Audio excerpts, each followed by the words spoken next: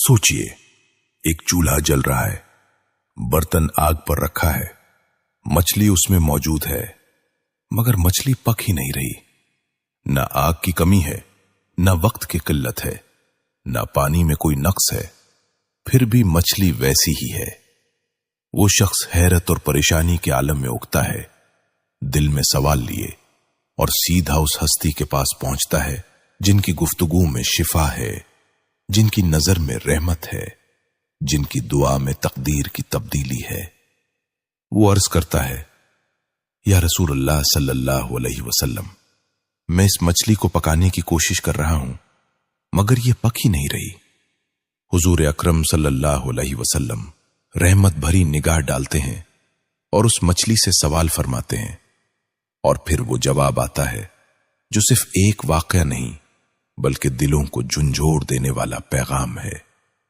مچھلی کہتی ہے، یا رسول اللہ صلی اللہ علیہ وسلم، ایک دن میں دریا کے کنارے تھی، فضا خاموش تھی، پانی ٹھہرا ہوا تھا، اور ایک شخص بیٹھا ہوا تھا۔ اس کے ہونٹ ہل رہے تھے، اس کی آواز میں عاجزی تھی۔ وہ آپ صلی اللہ علیہ وسلم پر درود ماہی پڑھ رہا تھا۔ میں نے وہ درود سن لیا، اور جس لمحے وہ الفاظ میرے وجود میں اترے، اسی لمحے مجھے آگ سے حفاظت عطا ہو گئی۔ یہ سن کر خاموشی چھا جاتی ہے، اور سننے والا سوچنے پر مجبور ہو جاتا ہے کہ جب ایک مچھلی پر حضور اکرم صلی اللہ علیہ وسلم پر پڑھے گئے درود کا یہ اثر ہو سکتا ہے تو انسان کے دل پر کیوں نہیں؟ یہی وہ مقام ہے جہاں درود ماہی کی حقیقت کھلتی ہے۔ درود ماہی کوئی معمولی ذکر نہیں، یہ وہ درود ہے جو دل کے بند دروازے کھول دیتا ہے۔ یہ وہ ناس ہے جو انسان کو اپنی حقیقت سے روشناس کرا دیتی ہے۔ جو دل اس درود کو اپناتا ہے وہ آہستہ آہستہ بدلنے لگتا ہے۔ اس کے غصے میں نرمی آ جاتی ہے، اس کی بے چینی سکون میں بدل جاتی ہے، اور اس کی شکایت شکر میں ڈھل جاتی ہے۔ درود ماہی انسان کو یہ سکھاتا ہے کہ اصل کامیابی اللہ کی رضا میں ہے، اور اللہ کی رضا حضور اکرم صلی اللہ علیہ وسلم کی محبت سے جڑی ہوئی ہے۔ یہ درود ٹوٹے ہوئے دل کو جوڑ دیتا ہے، مایوس انسان کو امید دے دیتا ہے، اور اندھیرے راستے میں روشنی بن جاتا ہے۔ جب انسان اخلاص کے ساتھ حضور اکرم صلی اللہ علیہ وسلم پر درود بھیجتا ہے تو وہ صرف الفاظ ادا نہیں کرتا بلکہ اپنی زندگی کو رحمت کے سپرد کر دیتا ہے۔ درود ماہی کا اثر یہ ہے کہ یہ دل میں خوف کو کم کرتا ہے، وسوسوں کو توڑتا ہے، اور یقین کو مضبوط کرتا ہے۔ جو شخص اسے معمول بنا لیتا ہے وہ یہ محسوس کرتا ہے کہ اس کے معاملات میں آسانی آ رہی ہے، اس کے رزق میں برکت ہو رہی ہے، اور اس کے دل میں ایک عجیب سی ٹھنڈک اتر رہی ہے۔ یہ درود ہمیں یہ سبق دیتا ہے کہ مشکلات ہمیشہ نہیں رہتی، غم ہمیشہ نہیں ٹھہرتے، لیکن حضور اکرم صلی اللہ علیہ وسلم پر درود ہمیشہ ساتھ رہتا ہے۔ جب انسان تھک جاتا ہے، جب راستے بند نظر آتے ہیں، جب دعا کے لیے لفظ نہیں ملتے، تب درود ماہی دل کی زبان بن جاتا ہے۔ یہ درود انسان کو یاد دلاتا ہے کہ وہ اکیلا نہیں ہے، اس کا رب اس کے ساتھ ہے، اور حضور اکرم صلی اللہ علیہ وسلم کی رحمت اسے گھیرے ہوئے ہے۔ اب ذرا اپنے دل سے پوچھیں، اگر ایک مچھلی درود کی برکت سے آگ سے محفوظ ہو سکتی ہے تو کیا ایک انسان دل کی آگ سے محفوظ نہیں ہو سکتا؟ بالکل ہو سکتا ہے، شرط صرف یہ ہے کہ درود زبان سے نہیں دل سے ادا ہو۔ اور اب ذرا اس نقطے پر ٹھہریے، وہ مچھلی صرف ایک مچھلی نہیں تھی، وہ ایک پیغام تھی، وہ ایک خاموش گواہی تھی کہ درود کی تاثیر عقل سے بالا تر ہے۔ اکثر انسان یہ سمجھتا ہے کہ اثر صرف وہی چیز رکھتی ہے جو نظر آئے، جو ہاتھ سے پکڑی جا سکے، جو تولی جا سکے، لیکن درود ماہی ان چیزوں میں سے نہیں۔ یہ تو وہ اثر ہے جو نظر نہیں آتا مگر اندر سب کچھ بدل دیتا ہے۔ جب وہ مچھلی آگ پر بھی محفوظ رہی تو اس واقعے نے یہ سوال پیدا کر دیا کہ آخر درود کا تعلق کس دنیا سے ہے؟ یہ تعلق دل کی دنیا سے ہے، یہ نسبت روح کی گہرائیوں سے ہے۔ اسی لیے جو شخص درود ماہی کو صرف زبان کا عمل سمجھ لیتا ہے وہ اس کے راز تک نہیں پہنچ پاتا، اور جو اسے دل کی پکار بنا لیتا ہے وہ بدل جاتا ہے۔ ایسے لوگ بدلتے ہیں جن کی راتیں بے چین ہوتی تھیں، جن کے سینے میں بوجھ رہتا تھا، جن کے دل میں ہر وقت اندیشہ بسا رہتا تھا۔ درود ماہی ان کے دلوں میں ایسی ٹھنڈک اتارتا ہے جیسے جلتی زمین پر اچانک بارش برس جائے۔ کبھی غور کیجئے، ہم میں سے اکثر لوگ زندگی سے نہیں بلکہ دل کے بوجھ سے تھکے ہوتے ہیں۔ وہ بوجھ جو دکھوں کا ہوتا ہے، جو حسرتوں کا ہوتا ہے، جو گناہوں کا ہوتا ہے، جو ٹوٹے ہوئے خوابوں کا ہوتا ہے۔ درود ماہی اسی بوجھ کو ہلکا کرتا ہے۔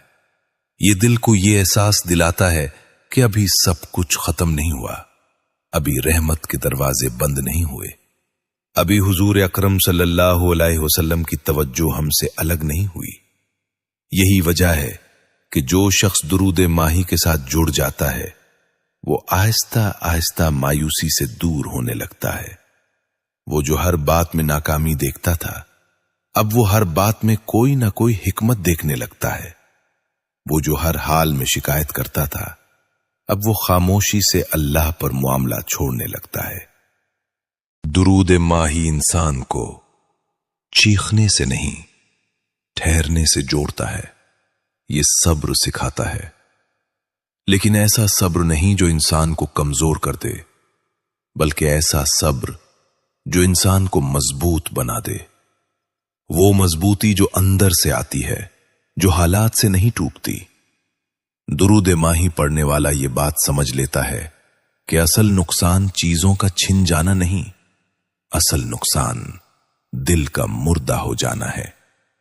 اور درود دل کو مرنے نہیں دیتا، یہ دل کو زندہ رکھتا ہے۔ یہ دل کو احساس دلاتا ہے کہ اس کا تعلق اس ہستی سے ہے جن پر اللہ نے خود رحمت بھیجی۔ حضور اکرم صلی اللہ علیہ وسلم پر درود بھیجنا گویا اپنی روح کو اس رحمت سے جوڑ دینا ہے جو کبھی ختم نہیں ہوتی۔ اب ذرا اپنے آپ سے سوال کیجئے، جب دل گھبرا جاتا ہے تو ہم کہاں جاتے ہیں؟ جب آنکھیں بھر آتی ہیں تو ہم کس کو پکارتے ہیں؟ اور جب کوئی سننے والا نہ ہو تو ہم کس کے در پر جا کھڑے ہوتے ہیں؟ درود ماہی اسی در کا پتہ ہے۔ یہ وہ راستہ ہے جو بندے کو شکایت سے نکال کر یقین تک لے آتا ہے۔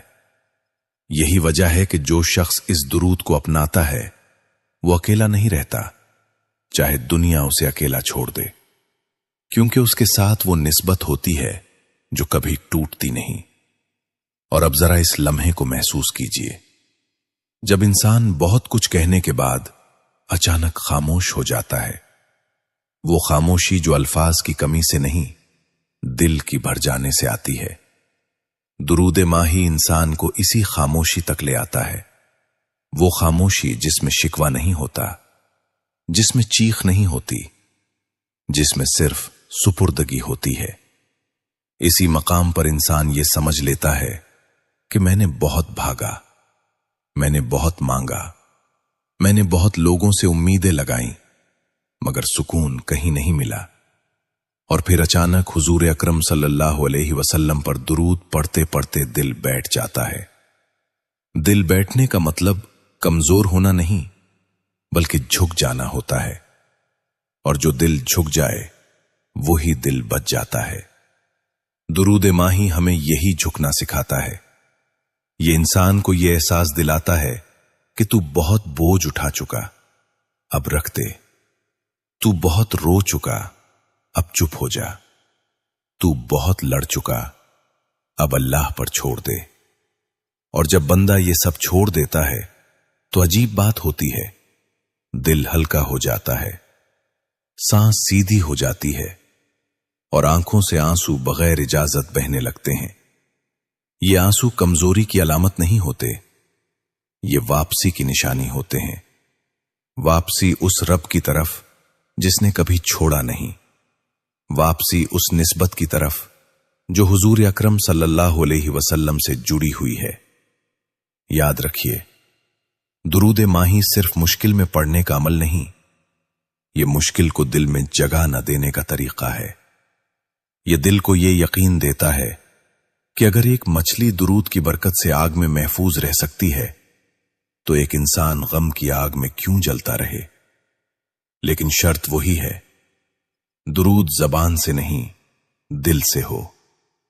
اب اگر آپ یہ سن رہے ہیں اور دل میں کوئی بوجھ ہے، کوئی درد ہے، کوئی ایسا دکھ ہے جو آپ کسی کو نہیں بتا سکے، تو بس ایک لمحہ رک جائیے، اپنی سانس کو تھامیے، دل پر ہاتھ رکھیے اور خاموشی سے حضور اکرم صلی اللہ علیہ وسلم پر درود بھیجیے، کسی تعداد کے بغیر، کسی شرط کے بغیر، کسی دکھاوے کے بغیر، بس ایسے جیسے ایک تھکا ہوا بچہ ماں کی گود میں سر رکھ دیتا ہے، اور پھر دیکھیے دل کیسے آہستہ آہستہ سنبھلنے لگتا ہے۔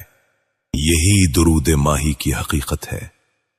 یہ نہ جادو ہے، نہ کہانی، نہ خواب، یہ ایک زندہ تعلق ہے، اور جو اس تعلق کو تھام لے وہ کبھی اکیلا نہیں رہتا، چاہے ساری دنیا اس سے منہ موڑ لے۔ آخر میں بس یہی بات دل میں بٹھا لیجئے، اگر کبھی زندگی بہت بھاری لگے، اگر کبھی دل ٹوٹنے کے قریب ہو، اگر کبھی دعا زبان تک نہ آ سکے، تو یاد رکھنا ایک درود ابھی باقی ہے، حضور اکرم صلی اللہ علیہ وسلم پر درود ماہی۔ یہی آپ کا سہارا ہے، یہی آپ کی پناہ ہے، اور یہی وہ روشنی ہے جو انسان کو اندر سے زندہ کر دیتی ہے، خاموشی سے، دل سے اور یقین کے ساتھ۔